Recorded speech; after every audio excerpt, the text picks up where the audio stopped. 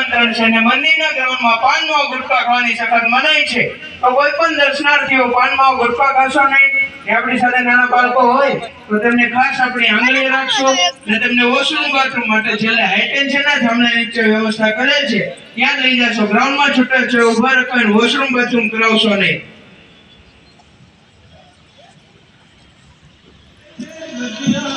દર્શન થઈ ગયા છે, હવે ઘરે જવાની તૈયારી છે. તો હવે અમે બધા નીકળવી છીએ. અમારે સેલ્ફી લેતા નથી ધરાતા બધા. જો ફોટા પાડવાના, ફોટા ઉપર ફોટા પાડીશ.